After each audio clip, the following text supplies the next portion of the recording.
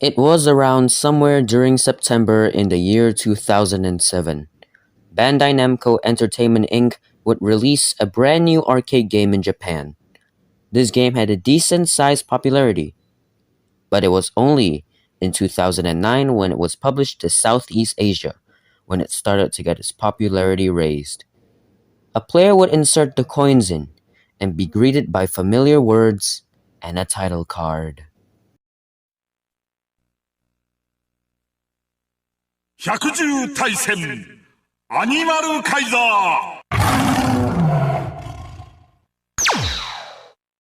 Animal Kaiser was a game developed by Akihiro Arai, and it caught the attention of many youths interested by this new game. Animal Kaiser was very simple. It is where the player uses various animals to fight other animals in an ultimate showdown of ultimate destiny to answer the question of which animal would rise to the top. It was a card game where players had to scan cards into the machine to summon animals for battle, as well as to power up your stats and limit break attacks. The gameplay was very simple too, consisting of pretty much button mashing with a stroke of luck needed for players to take their wins. Within less than 2 years, it was already exploding with success in the Southeast Asian countries, especially in places like Malaysia and Singapore. It was a game very well liked by both the children and adults, as its simple nature and gameplay captured their attentions. It was so well spread that when tournaments were held, many players would flock to participate in battles.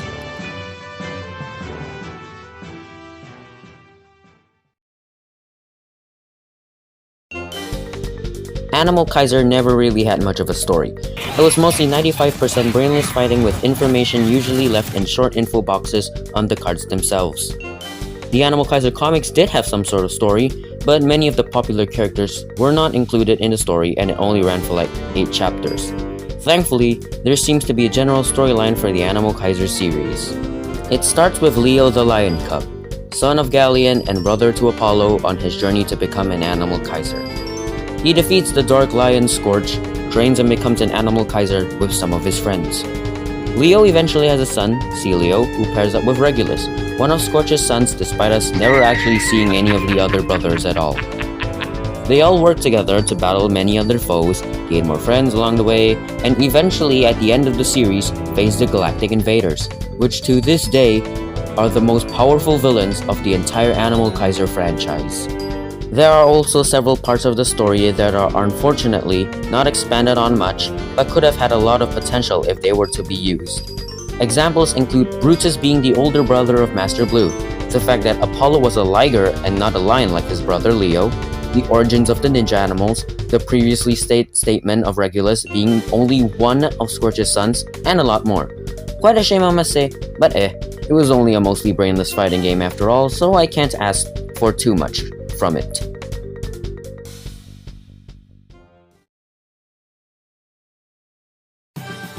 I would actually say that Animal Kaiser was ahead of its time when it came to visuals. For a game made in 2007, the animal models are pretty realistic and quite accurate for the most part, and even to this day, I prefer some of the models to those in my favorite game, Planet Zoo, though most of it is just because of nostalgia. Animal Kaiser had taken advantage that all of the animals within the game existed in real life, and went ham with their creative potential like the designs of the mecha animals or the villain beasts. The sound effects for the animals I'd say were also pretty on point, especially the hippo characters.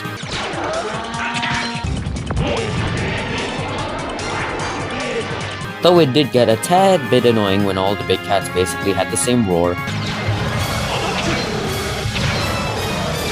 But that's just a nitpick. The sound design for the hits were also decent. Some hits might not feel very impactful, like this. But when it came down to the powerful strikes, like Shirwar's Star Attack, or Galleon's Finally Dead End,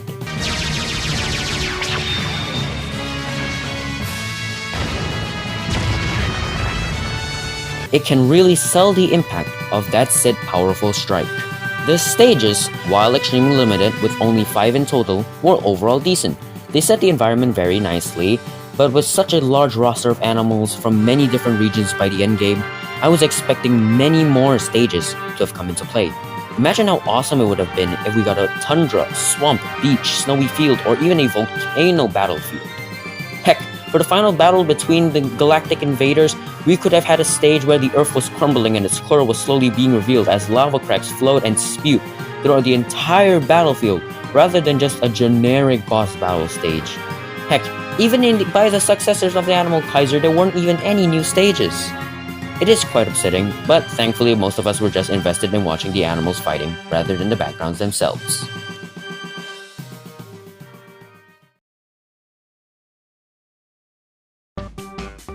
Animal Kaiser had an extremely impressive roster, with up to 40 animal cards, 20 strong cards, and usually around 18 miracle cards, all in just a single version of the game. Most of the time, they were carbon copies or brought from previous games. However, should one lay out all of the different Animal Kaiser cards on a single area, you will then realize the Animal Kaiser's roster of animals is pretty insane. There's mammals like big cats, bears, and bats, to reptiles like crocodiles, snakes, and turtles, insects like mantises or beetles, or even arachnids like scorpions and spiders. Heck, even an amphibian representative in the form of an axolotl. The animations for each animal for the same group of animals were usually copy and pasted, as seen in this video right here, and the same too could be said for their moveset. But thankfully, they at least had a single difference in one of their moves to make them not feel entirely copy and pasted. There were many special animals in the game, each with their own techniques, abilities, and effects they could grant themselves. For example, the animal masters could use Kaiser Flash to buff themselves. The ninja animals used Mikiri to avoid powerful attacks that would usually end them. The mecha animals had Iron Heart, which protected them from effects like poison, curse, or vampirism. For attacks, Sith special animals too had their fair share of interesting attacks to dish out onto their opponents. Ninja Train Siegfried was one of them. His most powerful attack was the Vortex Dragon, where he turned into an electric dragon to overwhelm his opponents with a powerful lightning strike. Pretty cool. Death Scorch had the Hell Jigoku Berserker, which had him use the Forbidden Arts to summon his armor where he tears you up mercilessly for a powerful finishing attack. The Master Animals had a special attack where they took the energy of their loved ones, allies, and the life of the Earth to summon an attack that could literally either nuke a continent or split the Earth in half. And then there's Armageddon Versus with his Galaxy Runaway, where he literally enters escape velocity in seconds, grows to a humongous size, and smacks the Earth out of the Milky Way galaxy with a single tail strike in a few seconds. That's our star-eating final boss, people. With the success of Animal Kaiser, it was very likely that Animal Kaiser itself would have gotten a successor.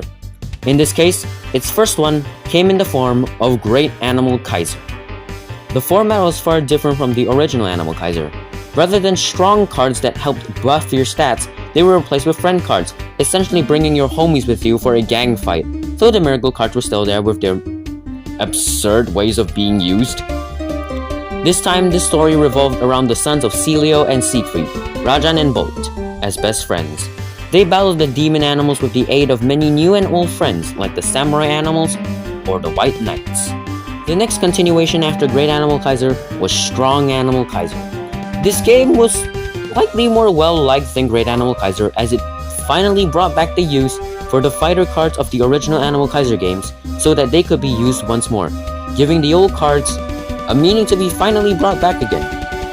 Strong Animal Kaiser was where the son of the God King, Axel, would be the main protagonist, facing off the return of the Mad Mecha Army, the Dark Warrior Leonardo, and finally, the Dark Ninja, Genyosai. The final installment of the Animal Kaiser franchise would come to be known as Strong Animal Kaiser Maximum, or Great Animal Kaiser Bigger, as said in Japan. It seems to be the more preferred version of the three successors of Animal Kaiser, as it brought in an entirely new species of fighters that fans long requested and were hoping to finally see. Those being the mighty prehistoric creatures of ancient times, the dinosaurs. This short run of the series would star Shishiwaka, a strange lion cub that descended from a meteor onto Earth. He would be found by a retired pug named Benkei that takes him under his wing. The duo had a very strong bond, battling the mighty prehistoric creatures, the dinosaurs I said before, facing off against the even stronger dinosaur warriors emerging from their long sleep after their volcano erupted. Also forgot to mention they fought the villain beasts first, returning with a new boss called Hauser. And it also ends the series with what I would consider the most powerful ending of all three successors. The return of the mighty galactic invaders, equipped with an ability more powerful than their last appearance, sacrificing their Nova Zone for the absolutely broken ability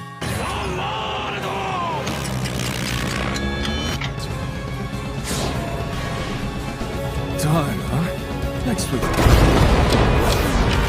to stop time, an ability that literally no other creature has been shown to be able to counter. In the end, however, with the defeat of their new boss, the Galactic Emperor, the end, and Shishiwaka claiming he would be going to continue to train tirelessly for the ranks of Animal Kaiser, it seemed like the perfect way to close off the series. Until one would realize that it was only the English version that had ended the battle with the Galactic Invaders, as the Japanese version had a few more rounds for our main characters to settle before the series finally came to an end. After the Galactic Invaders, mechanical fighters led by the genius Dr. Mole, a guinea pig, would battle Shishiwaka and Benkei. I consider this the worst way to continue, as it literally went from creatures who could doom entire planets, stars, and literally galaxies, to creatures that at most could send a rocket hurling at you. However, this was a very unique and interesting concept, and I was very open for it.